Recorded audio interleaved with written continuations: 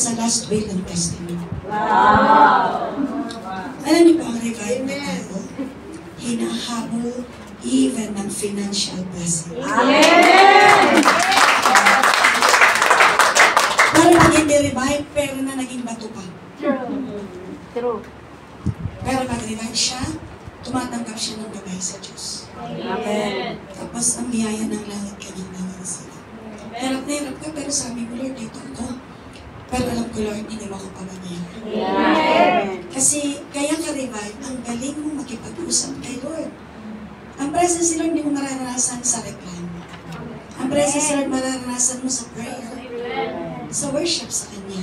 Yes. At sa salita niya.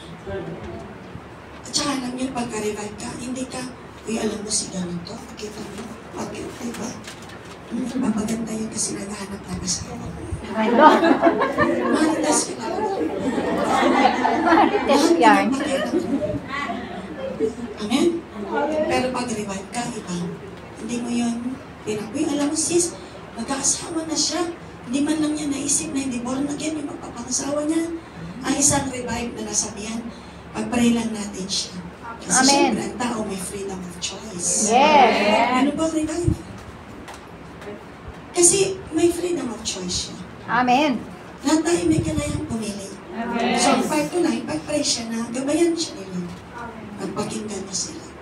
Ngayon, hindi siya nakinig kay Lord, hindi pa rin ako mas-stress. Pero pag hindi ako revive, yan na sinasabi ko, tigas kasi ng ulo. Ang gagawin kita. Nakapirot ka na. Pero pagka-revive ka na, nakakapag-tingpi ka pa. Hindi lang tingpi, kundi naintindihan mo si Adan at si Eva kasi. Yes. Napansin niyo si Adan at Eva. Amen. Alam mo, ang Diyos natin yung example ng revive kasi never si Lord nag-revive. Pagmaya natin ang Diyos natin. So lahat ng ito ng Diyos, yun ang kailangan mo. Amen, amen? Amen. Revive na revive po. Sabi niya, Adan, Eva, nasaan kayo? Tatago kami, Lord. Bakit kinain niyo ba yung buong kahoy na sinabi ko sa inyo yung buong ano, huwag niyo kainin? Kasi Lord, itong babaeng binigay mo. Sabi naman ng babae, kasi itong ahas. Ginawa ni Lord, kinurse niya yung ahas, kinurse niya yung panganganak ng babae, kinurse niya yung ground na maghihirap ng lalaki, hindi aanin kung walang pawis. Kahit di naman pinapawisan tayo. Yan ang resulta ng error ni Adan at Eva. Are you still with me? Amen. Nasa Bible lahat yun. Pero mga kapatid, si Lord dumating para bigyan tayo ng buhay ng langit. Amen. Oh, may consequence yun. Kaya natututunan ko na rin habang tumatagal sa kanya, habang binabasa ng Bible. Si Lord ganito, no? Uy, Lord, Lord, Lord! Sabi ng mga disciple niya, John 6, pagawin na kitaan, rabiin, kunada, ginuha mo. Wait, yung gabi na ginuha pa uli, ano ni silang sa ating bakaon.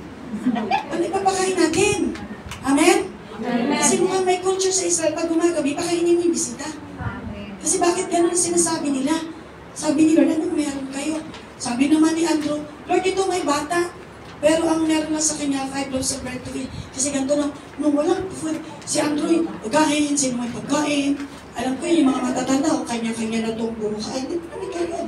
Bata ang namigay kasi ang bata, pag meron kang childlike heart, kagaya ng bata, pwede mong ibigay, hindi ka natatakot. Amen. Amen? Amen. Kaya yung binigay niya, pero inisip niya saan naman ito makakarating pa, upuin sila. Si Lord kasi revive, hindi, paano nga to, paano pa ito dagami, hindi siya ganun. Amen. Ay, sa pong revive, mapayapa ang puso. Amen. Pinapray mo ni Lord dyan, dumami lang dyan. Amen. Natataranta si Peter, walang pambayad ng temple tax. Sabi lang ni Lord, sige, buksan mo yung bibig ng isda. Sabi ng sister, Nay, paano ko magtitrip? Kasi ganito, replacement siya ng isa. Sabi nung i-replace niya, Nay, kung sino ang nireveal ni Lord sa'yo na magre-replace sa akin, yung binayad ko, kuhanin niya muna. Yes. At bayaran na lang niya ako, yun yung story. Third batch yun.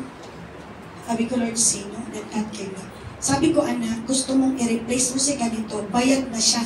Kasi alam ko, wala talaga itong pambayad. Wala talaga. Wala, alam ko. Nagas ko ba ako? Pero ang kamay ni Lord, siya ang magre-replace, pati binayad. Siya muna, babayaran niya yung sister dahan-dahan. Amen? Amen. Ngayon, nagulat siya na walang ka-abog-abog, makakatrip siya, wala na siyang pera. Yes. Amen.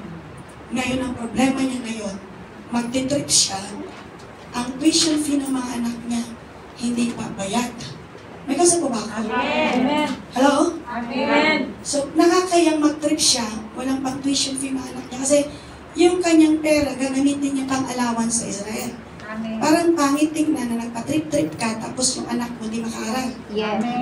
May gusto po ba ako? Amen. Sabi niya na, anong gagawin ko? Ang sagot ko sa kanya, buksan mo ang bibig ng isda.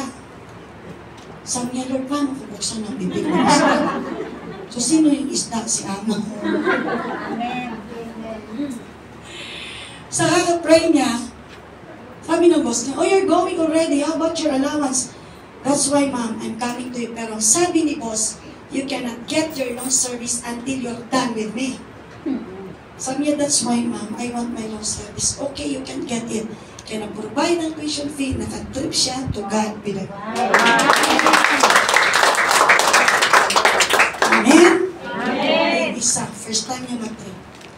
Nag-isip siya na, paano ako mag-trip? Yung anak ko magre-review ng board exam, civil engineer. Pambayad ko sa review niya yun, ay mag-trip ako. Narinig mo ba si Lord talaga na mag-trip ka? Yes, ay. Matutuloy ka. Ang gabay ni Lord sa kanya, ang anak niya magre-review. Sabi niya, Mami, hindi ako mag-enroll sa review class. Kanya talaga anak. Hindi niya yung kinausap. Tinatch yung anak niya na hindi na siya mag-enroll. So wala siyang babayaran sa review class.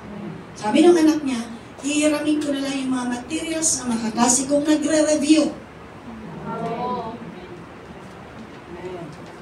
Ang ending ng lumabas ng board exam, nakatrip si sister.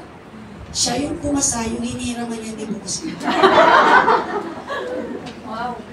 Hindi naman siya nagbalik, huwag silang mag-isa. Nasa katabi natin, may biyaya talaga. May biyaya talaga. Pag-revive ka. Pag-revive ka.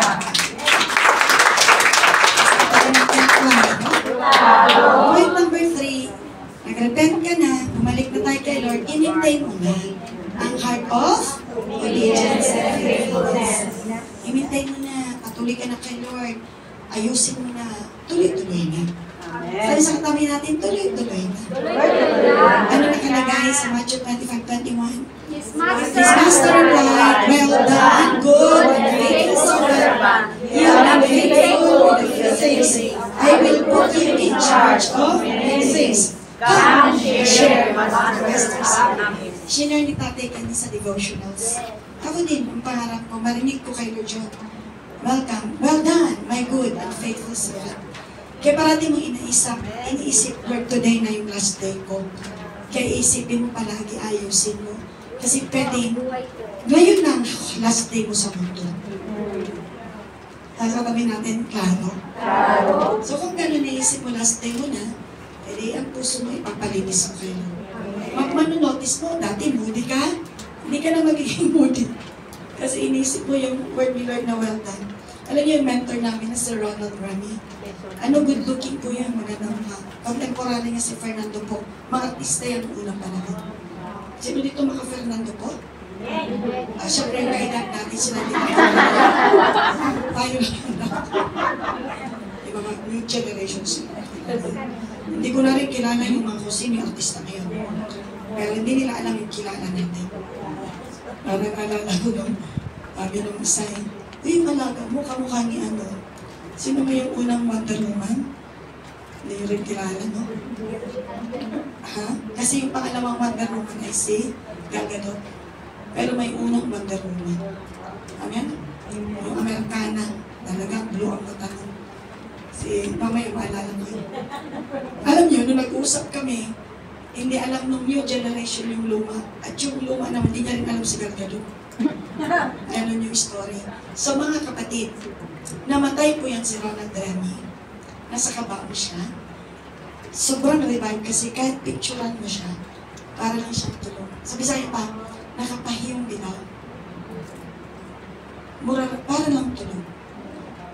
Kasi yung ending mo na hinga sa mundo, unang hinga na nakita mo si Lord na winelcome. Amen!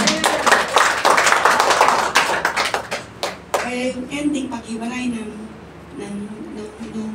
spirit, nakita mo na. Parang si Stephen. Nakita niyang bumuka ang langit. Kaya kahit binabato siya, stone to that siya, yung glory, Lord, yung ganda naman kayo nakikita ko. Na ang tao ito ay revive pa rin. Sino tumanggap ng biyaya ng Diyos? Sino natuwa? Graduate siya sa lesson ng revival. Amen! Sabi sa katabi natin, congratulations. Your lesson is done. Your lesson is But done. it's just the beginning of application. Amen? I-apply natin natutunan, para baka natin ang pagkakita. Ano yung apply? Ang point 1, ano sabi? Ano sabi ng point 1? Remember? The love.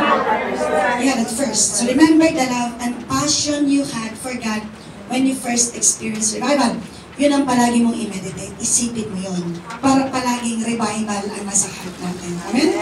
Pangalawa, pag may sin, anong gagawin? Anong pangalawa? Repent and return to your first love. Paano? By confessing your sins and turning away from idols. Alam naman patid, kapag sinunod natin yung emotion natin, sablay na naman tayo. Pero pag si Lord ang sinamba natin, ang sagot niya, magpatawad ka. Amen! Amen? Pangatlo, mga kapatid, ano nakalagay? Maintain obedience and faithfulness, trusting in God's promises and remaining faithful to His calling. Manatili tayong tapat sa ating Diyos. Amen?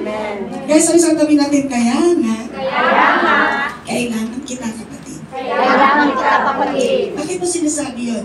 Dahil sabihin, pagka medyo ina-atake ka na naglalamig, may kapatid din na pwede kang tulungang makabalik. Amen! Sino na to? May family siyang ganito na hinahanap-hanap siya. Amen! Hanapin kita sa upuan mo. Huwag ka nang umabse sa sunod ng holiday mo. Amen? Amen? So, in conclusion, sustaining revival, mga kapatid, ay requires us to always remember our first love. Claro? Amen! Repent and return to God and maintain a heart of obedience and faithfulness. Sabihin mo natin lahat, kapatid, I will seek to sustain I will seek to sustain the revival the revival that God has brought into my life. has brought into my life. May